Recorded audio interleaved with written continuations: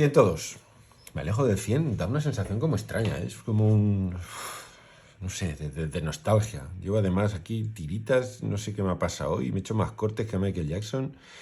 En fin, que tampoco voy a contar mi vida porque no va de eso. Tengo una pequeña duda con esto del YouTube, me fascina cómo el criterio por el que la gente ve los vídeos, porque sin verse mucho en la portada y aunque hay está el listado de lo que se va a poner y lo que no se va a poner y lo que sale en el vídeo, no entiendo por qué muy bien unos vídeos llegan rápido a los 350 visionados, que es una puta mierda. Pero con el nivel de suscripciones que yo tengo, de suscriptores, pues está muy bien. Y otros, pues va muchísimo más despacio. No sé, es algo curioso. No sé si tiene que ver con lo que se habla, con lo que no se habla. No tiene que ver con nada. La gente pasa. Hacer 2 vídeos a la semana parece mucho, poco, medio, regular. No tengo ni idea de cómo funciona esto, así que tampoco me voy a exprimir las meninges para tratar de entenderlo y simplemente voy a hacer mi mierda y si se ve bien y si no, pues también, que es algo que he dicho siempre, pero es curioso porque cuando lo ves dices, joder, ¿por qué unos van mejor y otros peor? No lo sé. Empezamos con manga, como siempre. Haikyuu, el tomo 3 y bueno...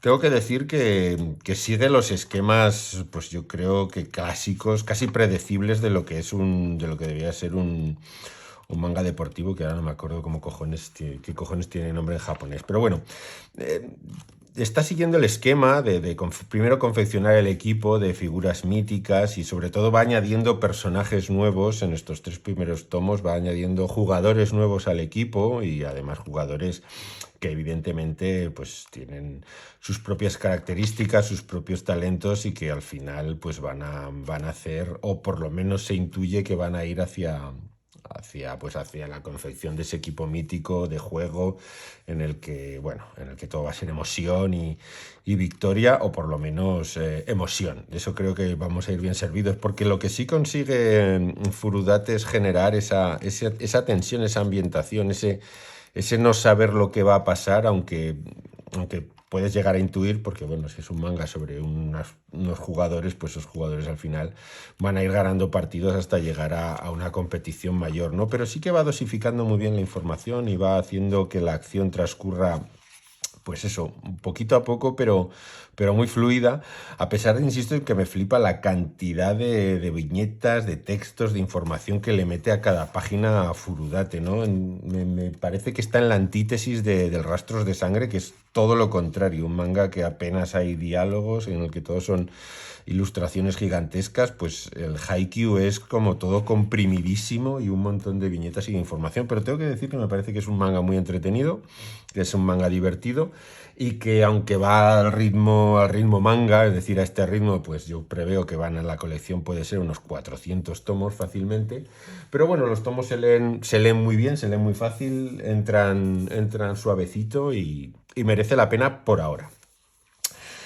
Otro manga, el Green Blood de Masasumi Kakizaki. Había leído Bestiarius, el Hideout y yo creo que me tocaba, pues además todo el mundo hablando muy bien de él durante mucho tiempo y creo que me tocaba. Me ha sorprendido porque lo esperaba un manga muy western del oeste y sin embargo es un western pero mucho más cercano al bandas de Nueva York, ¿no? A los Five Points, al Nueva York ese de finales del siglo XIX, principios del siglo XX, en el que las bandas de delincuentes pues tenían un poco controlada la ciudad, o por lo menos la zona de los Five Points, donde su ley imperaba, ¿no? Como siempre, el dibujo de Kakizaki es espectacular, rayitas por un tubo.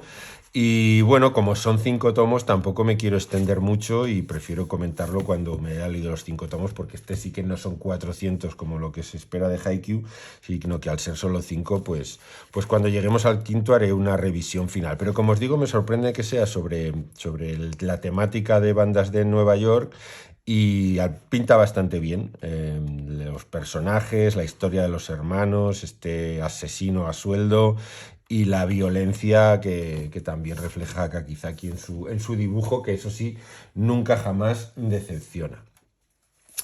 Tercer manga de esta semana, ya no habrá más, este es el último y es el cuarto penúltimo tomo, otra serie de 5 que también agradezco mucho, de Metamorfosis BL, un manga que probablemente nadie asociaría a mi tipo de lecturas, pero que poco a poco pues va escribiendo esa historia, esa amistad entre una joven y una anciana que a través de la lectura de mangas de amor, de boys love, me parece que se llama, de estos, no es yaoi, porque ya sé que yaoi no es exactamente el término, pero bueno, que a través de la lectura de estos romances entre chicos, pues crean una amistad que poco a poco va evolucionando hacia las ansias o las inquietudes creativas de la protagonista más joven, que se ve apoyada de manera, yo diría que incondicional, por la más anciana, que ve en ella pues una manera de fomentar esas dotes creativas, ¿no? Y es una relación muy chula, es una relación muy bonita y es un manga que, dentro de su simpleza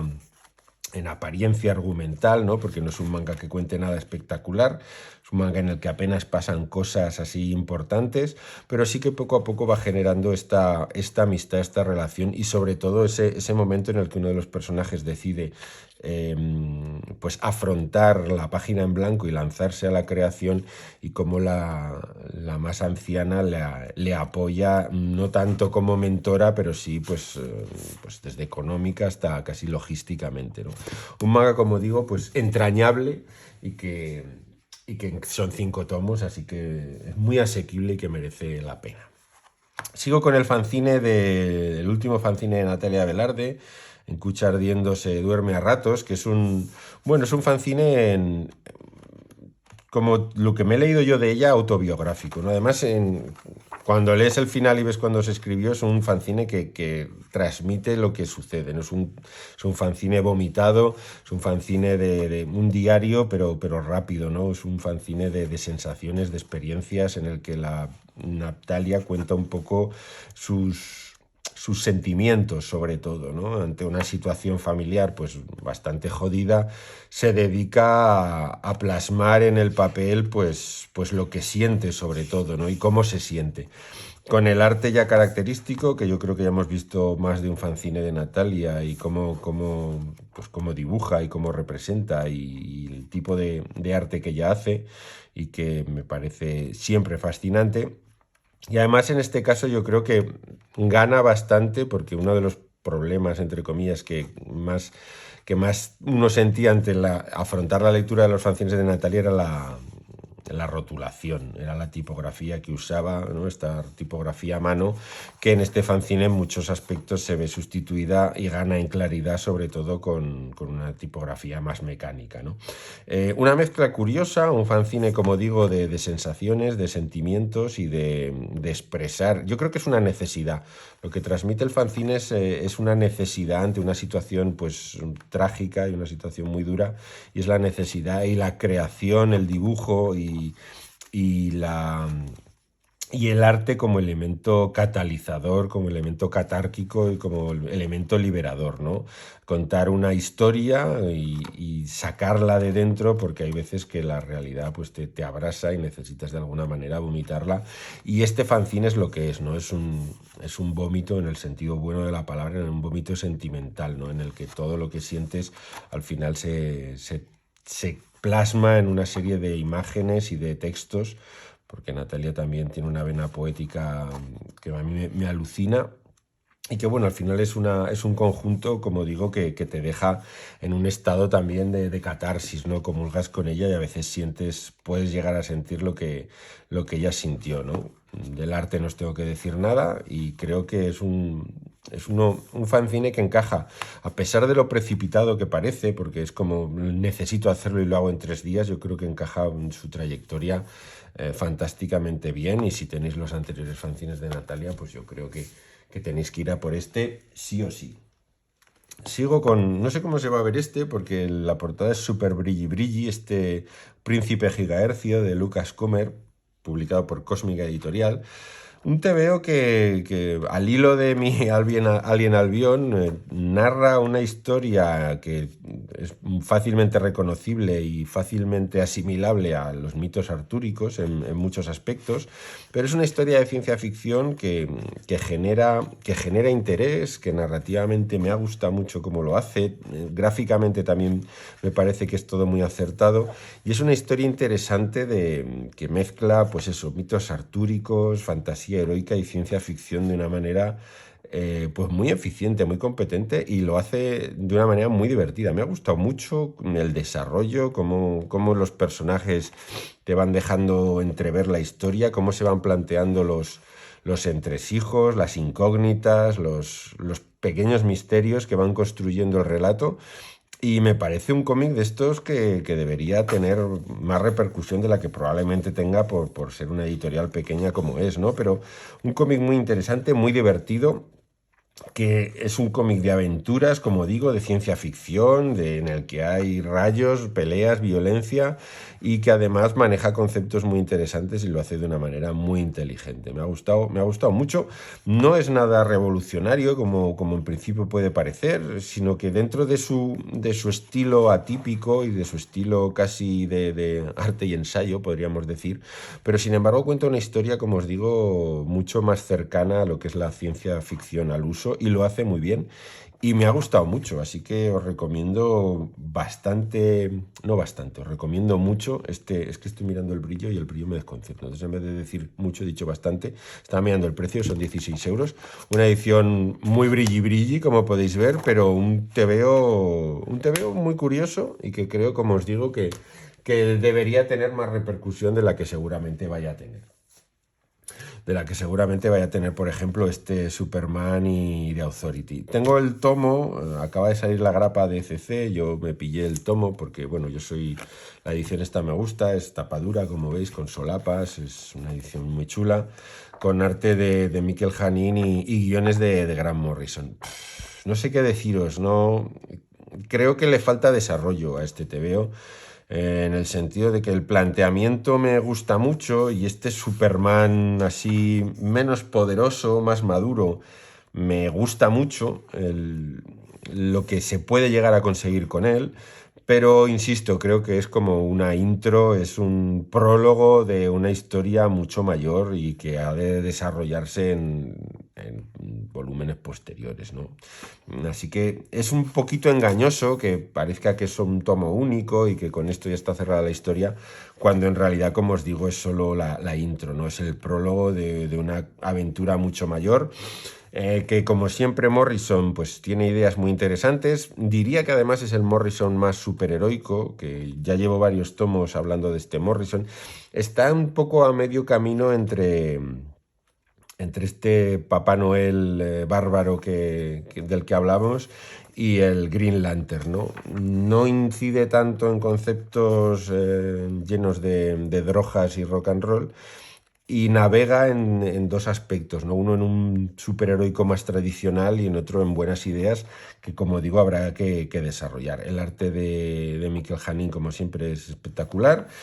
Y en general el apartado gráfico funciona muy bien, ¿no? En general todos los que participan, porque Travel Foreman también me parece que lo hace muy bien. Es decir, en el apartado gráfico el cómic funciona a nivel sobresaliente y en el argumental yo creo pues que le faltan como 3 tomos como este para contarnos todo lo que Morrison va planteando en esta primera serie, ¿no? O primera miniserie o serie introductoria, como lo queráis llamar. Promete, la verdad es que sí que plantea suficientes cosas interesantes como para seguir leyendo la historia, pero bueno, tendremos que ver porque si solo fuera esto os diría que no merece la pena, es decir, necesita todo lo que viene detrás para convertirse en algo que realmente podamos recomendar. Tomo 3 de la leyenda de Madre Sara y no se baja, bueno, no se baja, ya veis, el señor que no sabía dibujar tecnología, ni edificios, ni se le daba muy mal las líneas rectas, ¿no? Tercer tomo de la leyenda de Madre Sara y como son 7 tomos, pues Otomo ya va empezando a plantear argumentos, pero sobre todo a cerrar la historia de esta madre que en un futuro posapocalíptico busca a los hijos que perdió en un desembarco precipitado de unas plataformas, o sea, de unas bases espaciales, ¿no? Creo que además este manga ahora mismo se convierte en algo, en una lectura necesaria ante la situación en la que estamos con Rusia y Ucrania. Este tipo de cómics que nos hablan de lo que nos espera si la guerra se desencadena de una manera global y sobre todo de la miseria del ser humano en sus múltiples aspectos, desde el aspecto nacionalista al aspecto religioso y cómo cuánta miseria podemos albergar nuestro corazón para al final lanzarnos a guerras que de verdad no tienen ningún sentido y en el que solo mueren, pues mueren la gente que no debería morir, ¿no? Me gustaría que estas guerras al final fueran los líderes de cada país en plan justa medieval que dirimieran sus diferencias en un campo de batalla, pero solo entre ellos dos.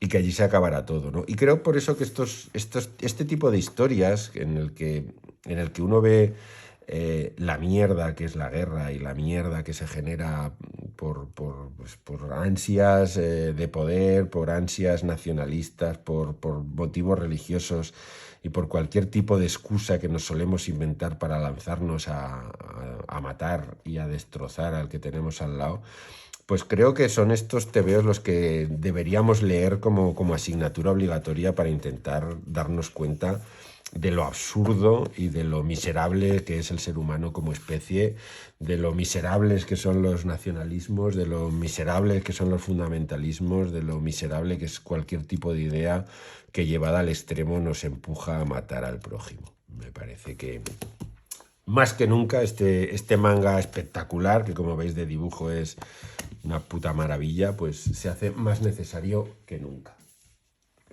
Más cosas. Diréis, pero ¿cómo es posible? Pues no me preguntéis por qué, ya sé, Brian Michael Bendis, el horror, ese guionista espantoso, pero tenía ganas de leer este cómic, uno porque Michael Gaidos me mola desde los tiempos de Alias, que ya era que, o sea, Michael Gaidos, Alex Malez, perdón, se me ha ido la pinza ligeramente. Me molaba ya en Alias y me apetecía leer esta historia del Doctor Muerte porque el Doctor Muerte es un personaje que siempre me ha gustado mucho y las interpretaciones y diferentes enfoques que se le van haciendo pues me interesan.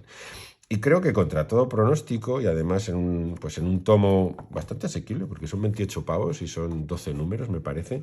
Contra todo pronóstico, Bendis está en un no tan me cago en la puta madre Bendis como te odio, sino que hace un cómic que si lo tomas en un constructo, o sea, en un entorno aislado, pues es un cómic que se deja leer y que me propone cosas que me interesan y que me lo ha hecho pasar bien. Ya os digo que sabéis que soy especialmente crítico con Bendis, cuando hay que serlo, pero hay veces que Bendis hace cosas que si no te las tomas en serio o si no las metes dentro de la continuidad o si simplemente las lees como un hecho aislado, pues funcionan mejor de lo esperado.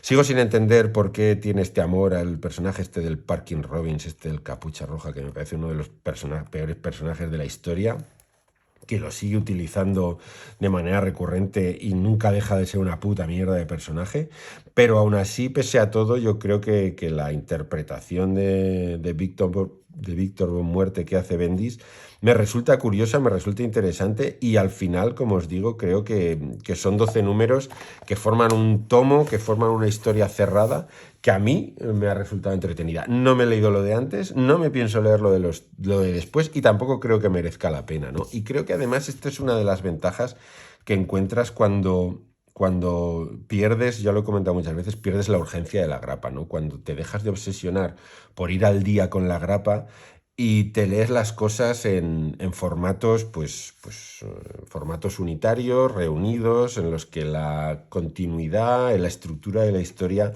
se hace bastante más visible que con la grapa, ¿no? Yo creo que es uno de los problemas que uno de los peores problemas que tiene la grapa hoy en día, ¿no? Que en realidad nos venden la grapa, pero las grapas ya no son historias autocontenidas, sino que forman parte de un conjunto mayor y por tanto perdemos la perspectiva, ¿no? Y hasta que no lo puedes ver en un marco más amplio o en un formato más adecuado para la manera en la que están pensadas, pues perdemos el norte y no merecen la pena. Así que una vez superada la urgencia, cuando te enfrentas con tomos como este, pues los acabas disfrutando mucho más de lo esperado. Tanto es así que no va a ir a Wallapop contra todo pronóstico.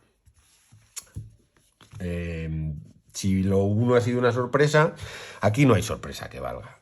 Brubaker Phillips, siempre bien. Y creo que voy a dejar de reseñar sus cómics porque es que simplemente son muy fáciles de reseñar. Puede ser que este Regles he leído, que no es tan redondo, que no funciona. Es que no lo creo. Es que creo que las historias de Brubaker y Phillips siempre funcionan. Y luego cuando te lees un poco la exposición de motivos que se hace al final del cómic, ¿no? En un epílogo del propio Brubaker, comprendes mucho más por qué funciona el cómic de la manera en que funciona y por qué está hecho de la manera en la que está hecha. Me siguen pareciendo ahora mismo, y yo creo que nadie me lo podrá discutir, la pareja guionista-dibujante más en forma del cómic y una de las mejores parejas de la historia del TVO en general. Son infalibles, son regulares, nunca hacen una historia mala, te podrán gustar más, te podrán gustar menos, te podrán interesar más, te podrán interesar menos, pero jamás, jamás decepcionan, siempre funcionan, son como un puto reloj suizo que no atrasa ni un segundo y este Regles es una nueva muestra y un nuevo ejemplo de esta calidad, de esta continuidad, de esta constancia y de esta solidez que a mí me parece alucinante, me parece lo más difícil de conseguir en cualquier tipo de ámbito creativo. Y esta pareja la consigue, yo creo que casi con una facilidad y una naturalidad que te vuela la cabeza. En fin, nunca se falla. Si son Brubaker y Phillips, sabes que va a estar bien. Y acabo con el primer tomo de esta serie, Criaturas, la ciudad que nunca duerme, de Nuevo 9. Me ha recordado muchísimo a Solos, una serie que empezó muy bien y que poco a poco se fue desinflando, ¿no? Y encima que no sé si habrá continuidad, porque con todo el follón de ebooks no sé si eso se va a seguir publicando, si ha seguido. Tampoco me he informado, porque no me suelo informar, prefiero enfrentarme a los cómics que me leo con cierto grado de desconocimiento.